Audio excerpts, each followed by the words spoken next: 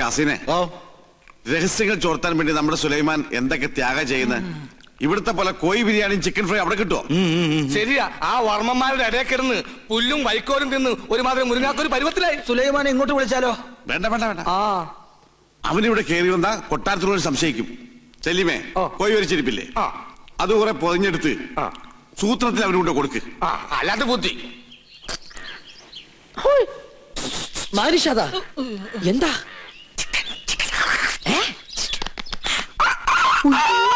വേണ്ട വേണ്ട വേണ്ട, കൊണ്ടുപോ കൊണ്ടുപോ. എന്ത് കയ്യിലെന്തിനാ ഇത് തന്നെ?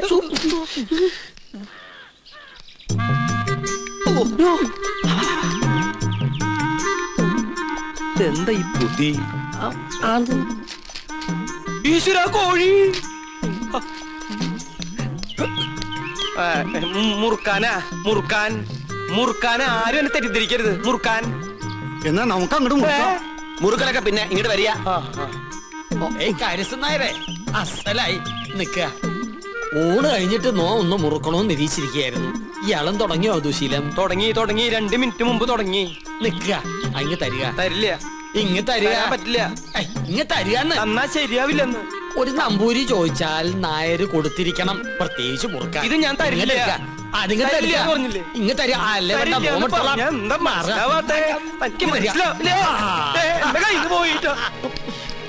ചേട്ടാ, ചേട്ടൻ എന്തിനാ പൊതി എടുക്കാൻ പോയത്? ആ പരശുനമ്പൂരി ആ പൊതി കൊണ്ട് എങ്ങോട്ട് പോയി?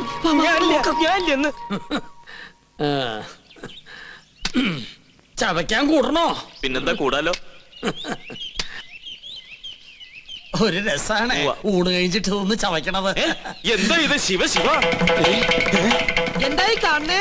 പരശുനമ്പൂരി മാംസം ഭക്ഷിക്കുക. നമ്മുടെ കോഴിയല്ല, അയ്യോ പുണ്യർമ്മം നടക്കുന്ന കൊട്ടാരത്തിനകത്ത് വെച്ചിട്ട് പൂജാരി കോഴിയെ ഭക്ഷിക്കാന്ന് വെച്ചാൽ അസംബന്ധം പറയണോ? ഒന്നും പറയണ്ട. കുറ്റം ചെയ്തിട്ട് അന്യന്റെ തലയിൽ കെട്ടിവെക്കുന്നോ? മാറ്റാണ്ട, ഇയാളെ പിടിച്ച് പുറത്താക്ക്. തമ്പുരാനെ തമ്പുരാനെ പട്ടീന്ന് വിളിക്കാൻ ശ്രമിക്കാ. ഇനി ഇയാൾ അകത്ത് കയറിയത് മുട്ടുകാരെ തല്ലി ഒടിച്ചേക്ക്. തൊടാണ് കൊണ്ടുപോവാ. ഉണ്ണികൃഷ്ണ, പുണ്യാഹം തെളിച്ച് ശുദ്ധാക്കുക. ആയിക്കോട്ടെ. ചിക്കൻ ഫ്രൈ എങ്ങനെ ഇവിടെ വന്നെന്ന് എനിക്ക് മനസ്സിലായി. ഏത് ഫ്രൈ? വെറുതെ ആ പാവത്തിന് തല്ലു വിളിച്ചില്ലേ? ഇതൊന്നും ഈശ്വരൻ പൊറുക്കില്ല കേട്ടോ. പാവോ അയാളാ. ഈ കൊട്ടാരം എങ്ങനെ കുളം തോണ്ടാന്ന് ഗവേഷണം നടത്തിക്കൊണ്ടിരിക്കുകയാണ്. അതുകൊണ്ട് ഇക്കാര്യത്തിലെ ഒരു ഈശ്വര കോപവും എനിക്കുണ്ടാവില്ല. ആ, ഞാനിന്ന് പോവാ. എങ്ങോട്ട്? ഓഹോ, അപ്പൊ പൂജാരി ക്ലാസ് ഒക്കെ മറന്നോ? ഇന്നത്തോടെ അവധി തീരല്ലേ? ആണോ? കയ്യില് വാച്ചില്ലാത്തോണ്ട് ഞാനത് അറിഞ്ഞില്ല. തമാശ പറഞ്ഞ് നിന്നാ മതി. അത് ഞാൻ ഈ ടെൻഡർ എടുത്ത പൂജ ചെയ്തോണ്ട് എനിക്കിങ്ങനെ ഇട്ടിട്ട് വരാൻ പറ്റുമോ? ഒരു സിൻസിയർ വർക്ക് ആയതുകൊണ്ട് ശുക്ലാമൃതം സ്വാഹം. അവര് ഞാൻ പറഞ്ഞത് കേട്ട് കാണോ? ഏയ്, കേട്ട് കാണാൻ വഴിയില്ല. അപ്പൊ സാറ്റർഡേ കാണാം. കേട്ടിട്ടില്ലെങ്കിൽ കാണാം. അമ്മേ വിജയ് ബാബ.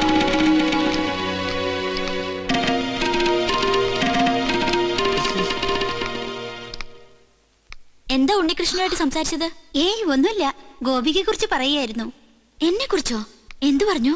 പൂജയ്ക്ക് ഫലം ഉണ്ടാകുമെന്നും ഗോപിക തമ്പുരാട്ടിക്ക് ഇഷ്ടപ്പെടുന്ന രാജകുമാരനെ ഉടനെ കണ്ടെത്താൻ കഴിയുന്നു. ഉണ്ണികൃഷ്ണൻ പറഞ്ഞത് നേരാ. എനിക്ക് അപ്പൊ പൂജയ്ക്ക് ഫലം ഉണ്ടായെന്ന് പറയണേ? ആരാ രാജകുമാരൻ? ഏത് കൊട്ടാരത്തിലെയാ? അതൊന്നും നീ പറയണ്ട. പിന്നെ നീ വിഷമിക്കണ്ട. എന്റെ വിവാഹം കഴിഞ്ഞാലുടൻ നിന്നെ ആരെങ്കിലും ഏൽപ്പിക്കുന്ന അച്ഛൻ പറഞ്ഞത്. അങ്ങനെ ആരെങ്കിലും കേട്ടാനൊന്നും എന്നെ കിട്ടില്ല. അതെന്താ? നീ ആരെങ്കിലും കണ്ടുവച്ചിട്ടുണ്ടോ? പക്ഷെ ഒരു ചിന്ന പ്രോബ്ലം. കക്ഷി മറ്റൊരു ജാതിയാ. എന്താ ലക്ഷ്മി നീ പറയണേ? ഹരിതാത്തൊന്നും ചിന്തിക്കാനേ പാടില്ല കേട്ടോ. അവസാനം മാളവിക തമ്പുരാട്ടിയുടെ അനുഭവമായിരിക്കും ഉണ്ടാവുക. അവർക്കെന്താ സംഭവിച്ചേ? സുഖമായിട്ട് ജീവിക്കുന്നവര്. പിന്നെ തമ്പ്രാക്കന്മാരുടെ വൈരാഗ്യം അതൊന്നും കാര്യാക്കല്ലെന്നേ. ഞാൻ കണ്ടുവച്ചിട്ടുള്ള ആള് ശുദ്ധ ബ്രാഹ്മണ. അല്ലാതെ നിന്നെ പോലെ പരദേശം നോക്കി പോയില്ല ഞാൻ. ആദ്യം മുത്തശ്ശനോട് വിവരം പറയും. എല്ലാവർക്കും സമ്മതമാണെങ്കിൽ പ്രൊസീഡ് ചെയ്യും.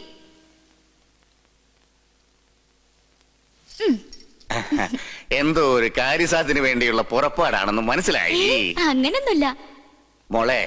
പൊടിക്കുഞ്ഞായ നിന്നെ ആദ്യമായി ഏറ്റുവാങ്ങിയത് ഈ കൈകളിലാ. നീ ചിരിച്ചാലും കരഞ്ഞാലും മുഖം വീർപ്പിച്ചിരുന്നാലും അതെന്തിനൊക്കെയാണെന്ന് എനിക്കറിയാം. അമ്മ ഇല്ലാത്ത കുട്ടിയല്ലേ ഞാൻ. എന്ത് കാര്യം ഉണ്ടെങ്കിലും ഞാൻ മുത്തശ്ശനോടല്ലേ പറയാറ്. ഞാനൊരു കാര്യം പറഞ്ഞാ മുത്തശ്ശൻ വഴക്കു പറയോ? ഇല്ല. ഉറപ്പാണല്ലോ. വളച്ചൊടിച്ചു മുത്തച്ഛനെ ബോറടിപ്പിക്കാതെ കാര്യം പറ. എന്റെ വിവാഹം തടസ്സങ്ങളൊന്നും കൂടാതെ നടക്കാനല്ലേ മുത്തശ്ശ ഈ യാഗവും പൂജയൊക്കെ? അത് നിനക്കറിയാവുന്നല്ലേ. പൂജയുടെ ഫലസിദ്ധി കൊണ്ടോ ദൈവനിശ്ചയം കൊണ്ടോ എന്തോ എനിക്കൊരാളെ ഇഷ്ടമായി. ആദ്യമായിട്ട് മുത്തശ്ശനോടാ പറയണേ.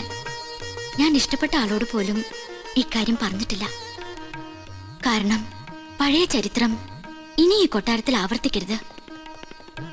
ഇവിടുത്തെ ഒരു പെൺകുട്ടി പ്രേമിച്ചിനെ ഒളിച്ചോടൊന്നും കരുതണ്ട. ഈ ഗോപികയ്ക്കൊരു മംഗല്യം ഉണ്ടെങ്കിൽ അത് മുത്തശ്ശന്റെ അനുഗ്രഹത്തോടും ആശീർവാദത്തോടും കൂടി മാത്രമായിരിക്കും. ആളെ ഇതുവരെ മോള് പറഞ്ഞില്ല. ഉണ്ണികൃഷ്ണൻ നമ്പൂതിരി. പഴയ ചരിത്രം ആവർത്തിക്കാനുള്ള ഉദ്ദേശമെങ്കിൽ ഒന്നുകളയും ഞാൻ അവളെ. എന്റെ കുട്ടി അവനെ പ്രേമിച്ച് ഒളിച്ചോടിയൊന്നുമില്ലല്ലോ. തന്റെ മനസ്സ് രക്ഷിതാക്കളെ അറിയിച്ചെന്നല്ലേ ഉള്ളൂ. അതൊരു വലിയ കാര്യം തന്നെ. അവളുടെ താല്പര്യത്തിൽ അസ്വാഭാവികമായിട്ടൊന്നുമില്ല. തെരഞ്ഞെടുപ്പിൽ പാളിച്ചയുമില്ല. എന്തായാലും ക്ഷത്രിയർക്ക് മുന്നിലാ ബ്രാഹ്മണരുടെ സ്ഥാനം. ഉണ്ണികൃഷ്ണന്റെ അച്ഛൻ ബ്രഹ്മദത്തിന് ഈ കൊട്ടാരവുമായി പൂർവ്വബന്ധങ്ങളുണ്ട്. പിന്നെ പണത്തിന്റെ കുറവ് അത് തറവാടിത്തം കൊണ്ട് മറികടക്കും. അല്ല, രണ്ടുപേരും ഒന്നും പറഞ്ഞില്ല. യാഗത്തിന്റെ ഫലം നേരത്തെ കിട്ടിയെന്ന് വിചാരിക്ക. നിമിത്തങ്ങളും വിവാഹത്തിന് അനുകൂലം. ഇന്നത്തോടെ പൂജയെല്ലാം അവസാനിപ്പിക്കാം. വരനെ കണ്ടെത്തിയ സ്ഥിതിക്ക് യാഗം തുറന്നത് ദോഷാണ്.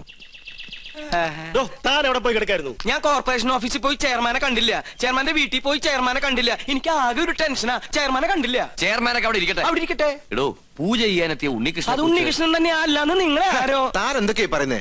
എടോ, ഉണ്ണികൃഷ്ണനെ കുറിച്ച് തന്റെ അഭിപ്രായം എന്താണെന്ന് ചോദിച്ചേ. മാർത്താണ്ട ഡീസൽ അടിച്ചില്ലേ? ഡീസൽ അടിച്ചു. ചോദിച്ചത് കേട്ടില്ലേ? ഡീസൽ അടിച്ചു. എടോ, ഉണ്ണികൃഷ്ണനെ കുറിച്ച് തന്റെ അഭിപ്രായം എന്താണെന്ന് ചോദിച്ചേ. നല്ല അഭിപ്രായം അല്ലേ? നമ്മുടെ ഗോപികയ്ക്ക് വേണ്ടി ഉണ്ണികൃഷ്ണനെ കല്യാണം ആലോചിക്കുന്നതിനെ കുറിച്ച് എന്ത് പറയുന്നു? ഗോപിയയ്ക്ക് ഈ കല്യാണം ആലോചിക്കുന്നതിനെ കുറിച്ച് തന്റെ അഭിപ്രായം എന്താണെന്നാ ചോദിച്ചത്. എനിക്കങ്ങനെ പ്രത്യേകിച്ച് ഒരു അഭിപ്രായം തോന്നുന്നില്ല. എന്നാ ഞങ്ങൾക്കുണ്ട്. അവൻ സമ്മതിക്കോ? ആദ്യം കുട്ടികളോടാ ചോദിക്കുക, അവന്റെ വീട്ടുകാരുമായിട്ട് ആലോചിക്കുക, എന്നിട്ട് അറിയിക്കാം. അത് മതിയോ? ഇയാൾക്ക് എന്താ പറ്റിയേ? കാറിലോട്ട് കയറി മണിമല മാലിക്കത്തേക്ക് പോവാം. മണിമല മാണിക്കത്തേക്കോ?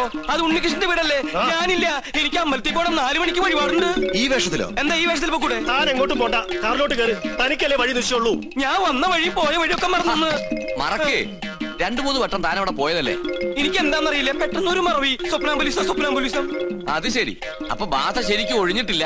മാർത്താണ്ട, ആ തിരുമംഗലത്തെ വിളിക്ക്. 2 ചൂരൽ കഷായം കൊടുക്കുക. എനിക്ക് ഓർമ്മ വന്നു. ആരെയും വിളിക്കണ്ട. എനിക്ക് വഴി നല്ല ഓർമ്മയുണ്ട്. ഒന്ന് പിടിച്ചേ. എനിക്കൊന്നോ ഞാൻ ഒന്നിന് പോട്ടെ. 1ഉം 2ഉം ഒക്കെ പിന്നീട് ആകാമടോ.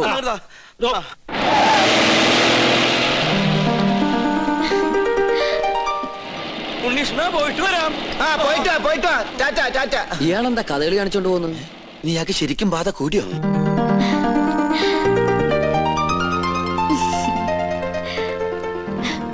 എന്താണ് തമ്പുരാട്ടിക്കുട്ടി നല്ല ഹാപ്പി മൂഡിലാണല്ലോ.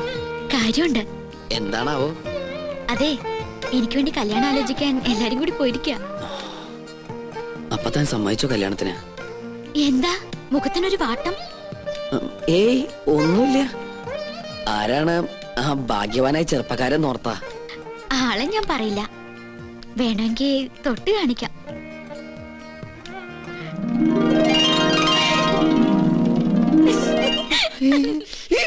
അയ്യോ, അപ്പൊ അവരാ ഉണ്ണികൃഷ്ണന്റെ വീട്ടിലേക്കല്ലേ പോയത്?